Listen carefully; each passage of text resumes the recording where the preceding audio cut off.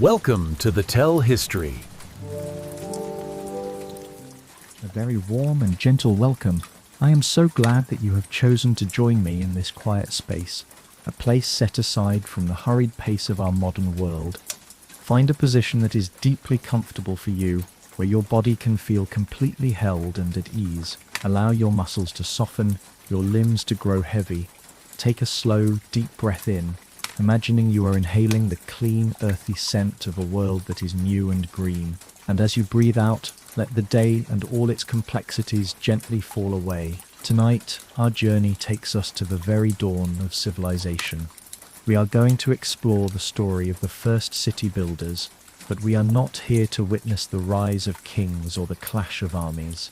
Our story is much quieter, much more fundamental. We are here to understand the slow, almost accidental transition that took our ancestors from a life of constant wandering to a life of settled permanence. We will explore the boring but miraculous discovery of agriculture, not as a single brilliant invention, but as a slow, patient observation of the natural world, a process that likely unfolded over countless generations. We will witness the construction of the first permanent homes, not of grand stone, but of simple mud and straw. And we will settle into the daily, repetitive, and life-altering routines that this new way of living created.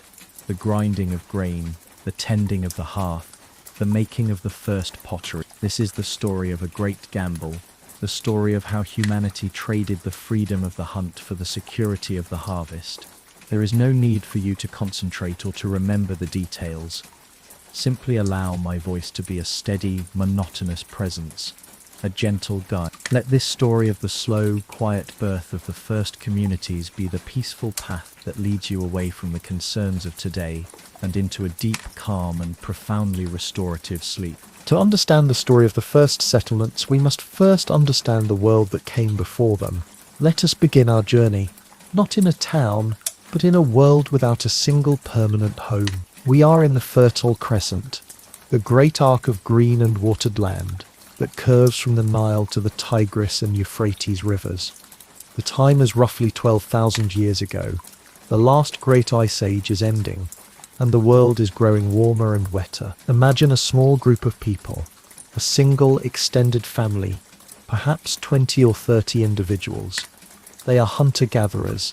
Their lives are a constant, fluid and rhythmic movement across the landscape. They do not own the land. They are a part of it. Their home is not a single place, but a vast territory of hills, rivers and woodlands that they know with an intimacy we can barely comprehend. Their lives are a boring and predictable cycle, governed by the seasons and the availability of food. In the spring, they might camp by a river, catching the fish that swim upstream to spawn. In the summer, they move into the hills, following the ripening of berries and the movement of the wild gazelle. In the autumn, they gather in the groves of wild pistachio and almond trees, harvesting the nuts that will sustain them through the leaner months. Their knowledge of this world is encyclopedic and practical. They know the name and the use of every plant. They know which roots are edible, which leaves can soothe a wound, which woods burn the hottest. They can read the story of a day in the tracks left in the dirt by a passing animal. Their minds are not filled with abstract concepts, but with a vast, detailed and ever-changing map of their environment. Their possessions are few and portable. A man carries his hunting tools, a simple bow, a quiver of flint-tipped arrows, a stone knife. A woman carries a woven basket for gathering, a sling made of animal hide for her infant, and a digging stick for unearthing roots. Their shelters are temporary, simple brush huts or tents made of animal skins, easily dismantled and carried to the next camp. Their diet is incredibly varied and healthy. They eat dozens, perhaps hundreds of different types of plants and animals over the course of a year. Their bodies are strong, lean and accustomed to long days of walking. And then something begins to change. The change is not a decision. It is a slow, almost imperceptible shift in the landscape, and in their relationship with it. In this warming world, certain plants begin to flourish in great, dense, natural stands. In the hills of the Fertile Crescent, these plants are wild grasses. They are the ancestors of our modern wheat and barley. Imagine our small group, arriving in a valley and finding a vast field of this wild wheat, its heads heavy with grain, shimmering like a golden sea in the sun. This is a windfall, a superabundance of a single storable food source. They can stay in this one place for weeks, harvesting the wild grain. The work is slow, methodical, and boring. A woman takes a simple sickle made from a piece of bone or wood with sharp flint blades set into it. She moves through the wheat, grasping a handful of stalks and cutting them with a single practiced motion. Grasp, cut, lay aside. Grasp, cut, lay aside. All day, this is the rhythm. The harvested grain is then threshed by beating it against a hard stone to separate the seeds from the stalks, and then it is ground. A slow, laborious process. Using two stones, a small handheld stone and a larger saddle-shaped stone, a woman will grind the hard kernels back and forth, for hours, to produce a coarse, nutritious flour. This abundance of wild grain means they can stay in one place for longer. Their temporary camp becomes a semi-permanent one, and here a quiet accidental discovery is likely made, a discovery that will change the course of human history. Imagine a woman, having ground her grain, discards some of the unused seeds near the camp. She moves on with her group, following the old rhythms. When they return to the same campsite the following year, they find something new. Growing in the very spot where she discarded the seeds is a small, flourishing patch of wheat. This is the first quiet whisper of the idea of agriculture. It is not a brilliant invention. It is a slow observation of a natural process. The idea begins to take hold. What if we did not just find the grain, but encouraged it to grow where we wanted it to? And so, the first tentative experiments in cultivation begin. It is not yet farming as we know it. It is a kind of gardening. They begin to clear small patches of land near their favorite campsites. They use their digging sticks to loosen the soil. They take the seeds from the wildest, most productive plants, and they sow them. This is a profound conceptual leap. It is a shift from being a passive harvester of what nature provides to an active partner in its creation. It requires a new kind of patience, a new way of thinking about the future. They must plant the seeds, guard the small patch from birds and other animals, and then wait. They must wait for the rain. They must wait for the sun. They must wait for the slow, quiet miracle of germination and growth. For many generations, this simple gardening is just one part of their old life. They still hunt. They still gather other wild plants. But these small, reliable patches of grain become an increasingly important and predictable part of their diet. And because they need to tend to these patches, they begin to stay in one place for even longer. Their semi-permanent camps are now occupied for most of the year, and this leads to the next great slow and boring transition, the building of the first permanent homes.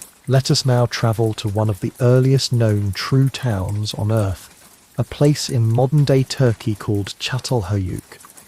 It was founded over 9,000 years ago. Let us imagine its slow creation. The building material is not grand stone. It is the earth itself. The people gather mud from the nearby riverbank. They mix it with water and with straw or other dried grasses to act as a binder. This mixture is then packed into simple rectangular wooden molds and left to dry in the hot sun. The result is a mud brick, a simple, rough, and incredibly effective building block. The construction of a house is a slow, communal, and repetitive process. A family, with the help of their neighbors, lays out the foundation. Then they begin to lay the mud bricks, one by one, using a wet mud mortar to bind them together. The walls rise slowly, course by course.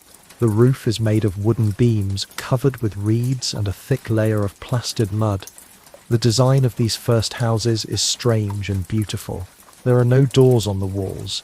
There are no streets or alleys between the houses. The houses are all built directly adjoining one another, forming a single, large, honeycomb-like structure.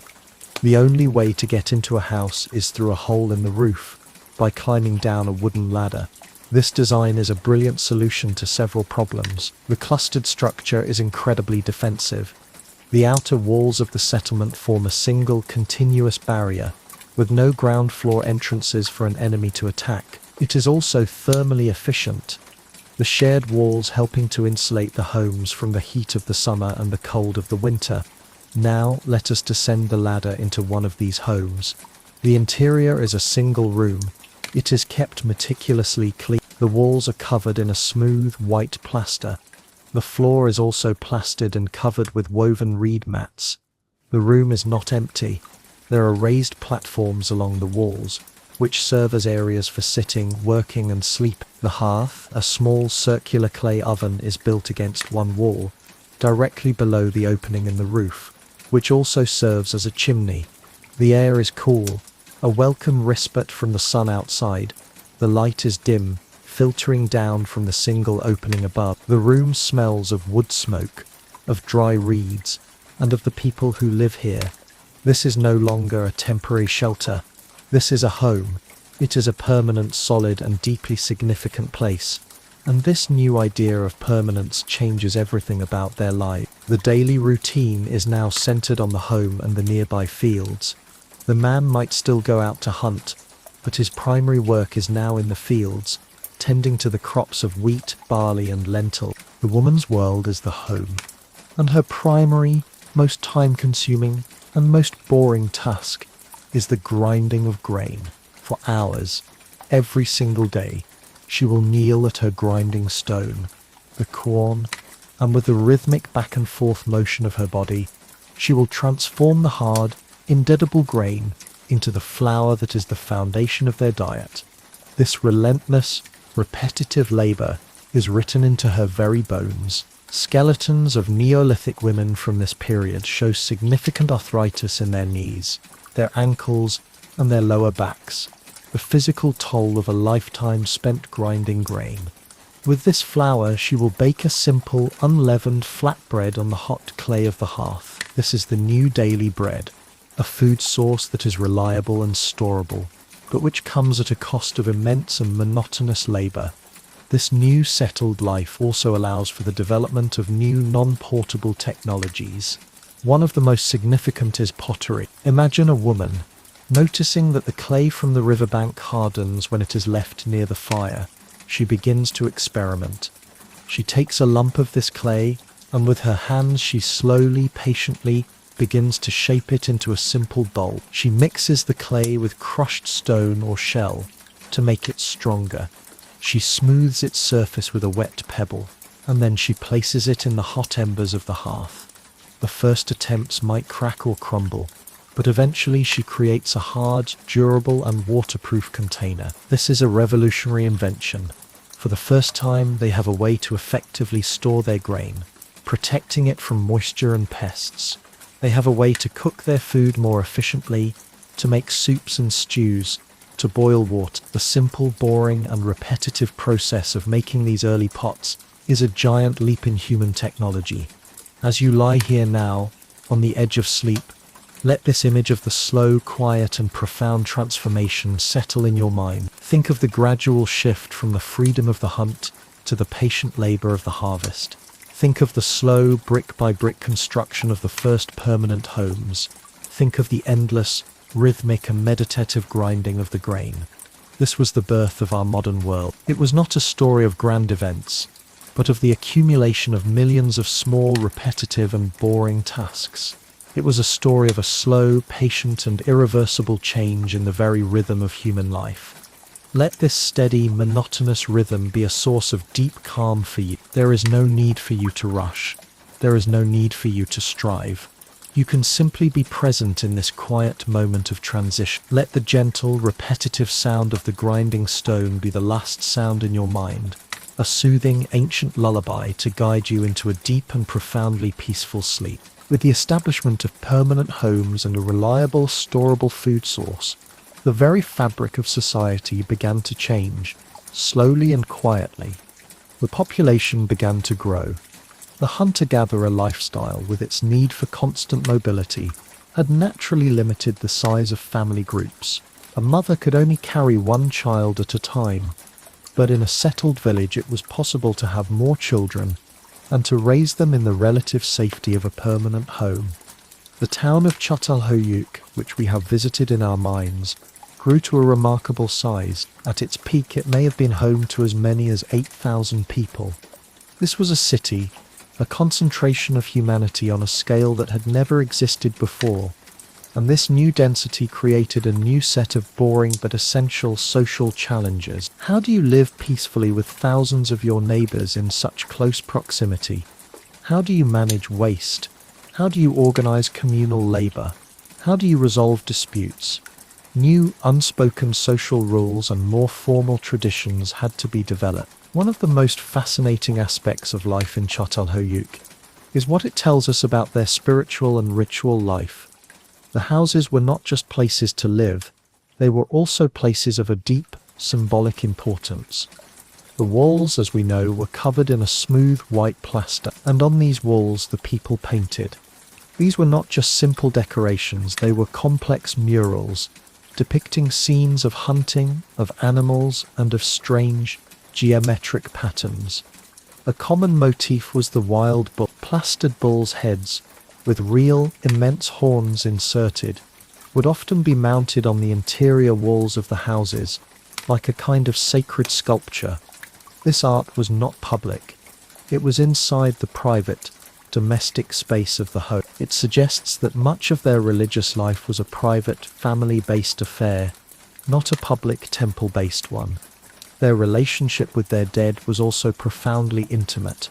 When a person died, they were not buried in a separate cemetery outside the town. Their bodies were left outside in the open, for a period of time to be cleaned by the vultures and the elements. Then, once the bones were clean, they were collected and brought back into the house, and they were buried directly beneath the sleeping platform. Imagine the quiet, boring reality of this. The family would sleep every night, literally on top of their ancestors. Their grandparents, their great-grandparents were a constant physical presence in the home. This created a profound sense of continuity, a direct physical link between the living and the dead. The house was not just a home for a single family, it was a home for the entire lineage, stretching back through time. This new settled life also led to a new concept, the idea of property.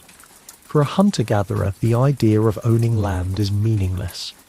The land is for everyone, but for a farmer, a specific plot of land is the source of his family's survival. It is something to be tended, to be protected, and to be passed down to his children. And with the accumulation of surplus grain and the creation of durable objects like pottery and finely crafted tools, the idea of personal wealth was born. For the first time, it was possible for one family to accumulate more than another. This was the quiet, almost invisible birth of social stratification, of the division between the rich and the poor. In the early days of these first towns, this stratification was likely minimal, but the seeds of a more complex and unequal society had been sown. The diet of these first farmers also changed, and not entirely for the better. The hunter-gatherer diet was incredibly diverse. The farmer's diet, by contrast, became much narrower. It was heavily reliant on a few staple crops, primarily wheat and barley. While this provided a reliable source of calories, it often lacked the full range of vitamins and minerals of their old diet. The examination of early farmer skeletons tells a quiet, boring, but revealing story. They were, on average, shorter than their hunter-gatherer ancestors.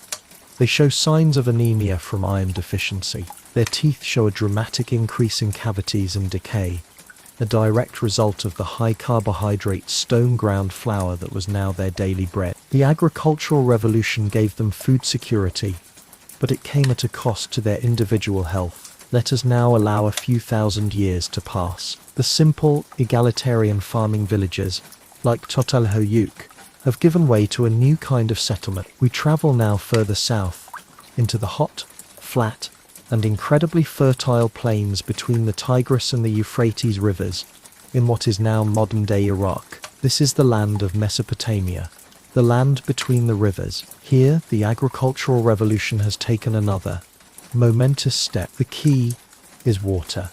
The land is fertile, but it is also dry. To unlock its full potential, the farmers learn a new communal skill: irrigation. This is a boring, logistical, and world-changing technology. It involves the slow, patient, and methodical digging of canals. Imagine a team of men working under the hot Mesopotamian sun. Their tools are simple: reed baskets to carry the earth, simple stone hoes to break the ground. Day after day, their work is to dig. They dig a small channel that diverts a tiny amount of water from the great river. They extend this channel, inch by inch, out into the dry fields. This is a task that is too large for a single family. It requires the coordinated labor of the entire community. It requires planning. It requires leadership. Someone has to decide where the canals will go. Someone has to organize the work crews.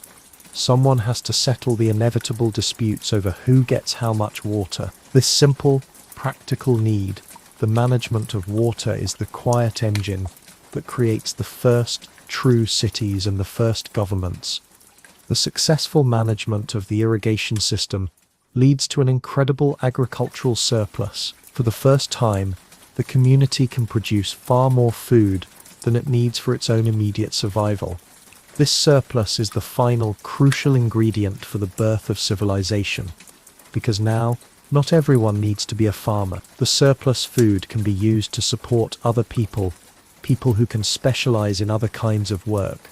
And so a new kind of person emerges in these growing Mesopotamian towns: the specialist craftsman. Imagine a potter's workshop. The potter is no longer just a woman making a few simple pots for her own family. He is a full-time professional. He has a potter's wheel, a new invention that allows him to create vessels of a fineness and symmetry that were previously impossible. His workshop is filled with hundreds of identical, standardized bowls, produced for sale or for trade. Imagine a metal worker's shop.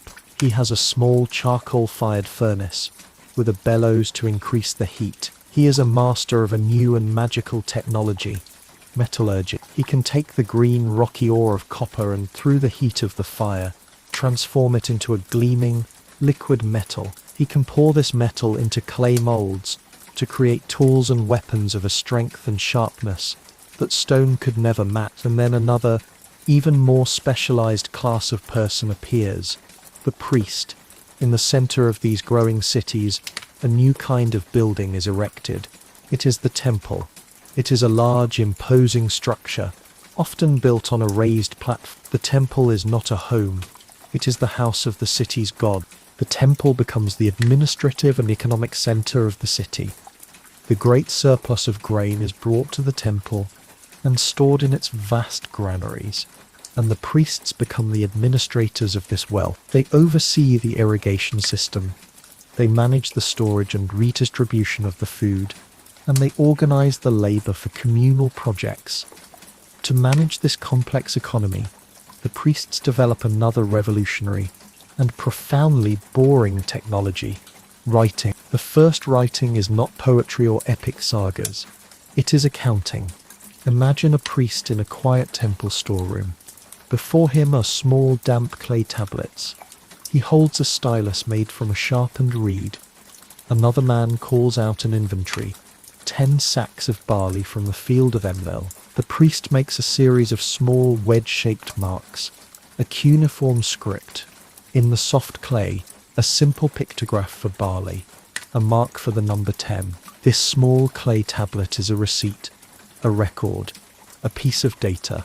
This is the birth of bureaucracy. It is the slow, methodical, and essential work of keeping records. The great temples of Mesopotamia were, in a very real sense, the world's first administrative offices. The quiet, repetitive work of these first scribes, making their endless lists, was the software that ran the world's first cities. As you lie here, your own mind beginning to slow, let this image of the quiet, orderly, and methodical birth of civilization be a final soothing thought. Think of the slow digging of the first irrigation canals. Think of the patient spinning of the potter's wheel. Think of the quiet, focused work of the scribe, making his careful marks in the soft clay. These are the boring, fundamental, and life-altering processes that built our world. It was a world born not of sudden dramatic events, but of the slow, steady and patient accumulation of new routines. Let the quiet, repetitive rhythm of this ancient work be a lullaby for your own mind. There is no need for you to manage, to account, to build. The work of your day is done. The accounts are closed. You can now let go of all the complexity, all the details, all the lists. You can allow your mind to become as smooth and as clear as a fresh clay tablet before the first mark is made. Let the great, slow and quiet river of history carry you now into the deep, peaceful and dreamless land of sleep. Let us remain for a little while longer in this first quiet city. The sun is setting over the flat, irrigated plains of Mesopotamia. The day's labor in the fields and the workshops is coming to an end. The people are returning to their homes. The city is a maze of narrow, unpaved streets. The houses are simple, 1 or 2 story structures made of the same sun-dried mud bricks as their ancestors used, clustered tightly together. The air is filled with the smells of the city, the dust from the streets, the smoke from thousands of cooking fires, the scent of the nearby river, and the faint, ever-present odor of livestock and human waste. This new urban environment, this concentration of so many people in one place, creates a new set of boring but essential daily realities. The first is noise. For the hunter-gatherer, the world was filled with the sounds of nature. For the early farmer, the world was the quiet of his own small village. The city is a world of human sounds, the chatter of voices in the street, the crying of infants, the barking of dogs, the hammering of a distant coppersmith. It is a constant, low-level hum of human activity, a soundscape that never truly falls silent. The second is the reality of waste. In a small mobile camp, human waste is a non-issue. In a small village, it can be managed. In a city of thousands, it becomes a serious problem. There is no plumbing, no sewage system. Waste is simply thrown into the street or into pits. This creates a constant threat of disease. The unsanitary conditions mean that life in these first cities is often less healthy than life in the countryside. Epidemics can sweep through the crowded, dirty streets with terrifying speed. The boring, unglamorous challenge of sanitation is a problem that these first city builders have created, but have not yet solved. The third and perhaps most profound reality is the change in the relationship with the natural world. For the hunter-gatherer, nature was everything. For the early farmer, it was a partner to be worked with. For the city dweller, nature is something that is increasingly happening outside the city walls. Their world is the built environment, the walls of their house, the streets of their city, the great imposing wall of the temple. The sky with its sun and its stars is still a powerful presence, but the direct, intimate connection to the earth, to the plants and the animals, is beginning to fade. It is the beginning of a long, slow process of separation from the natural world that will continue for the next 5,000 years.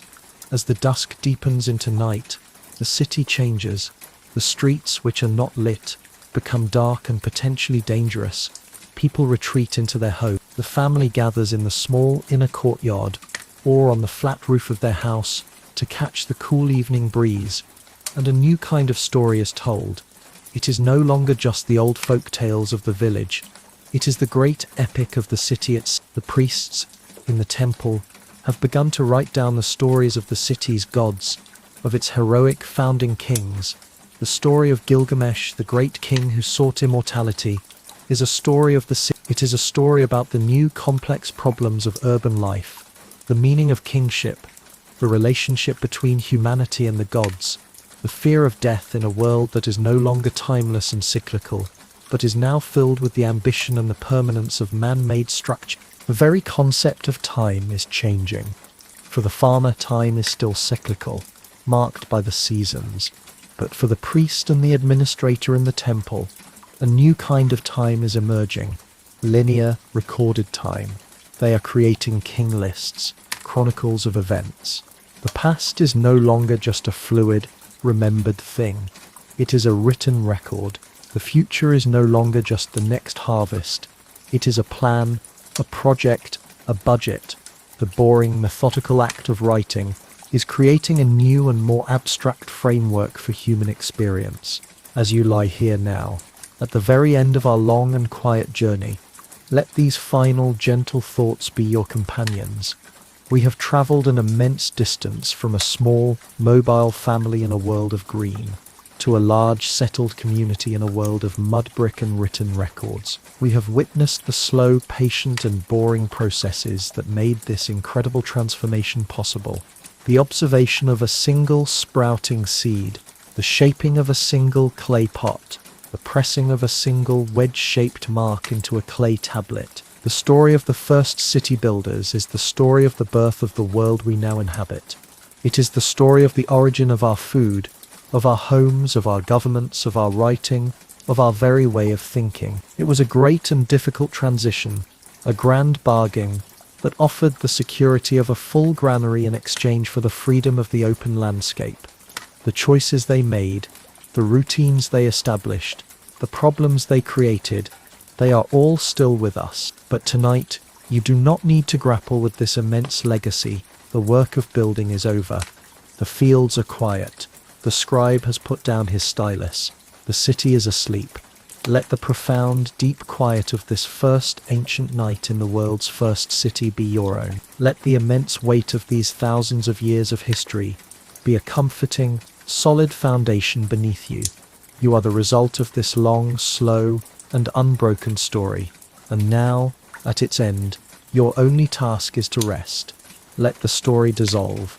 Let the thoughts fade. Let the quiet, ancient, and profound rhythm of sleep claim you completely. I understand, although the main narrative of the first city builders is now complete.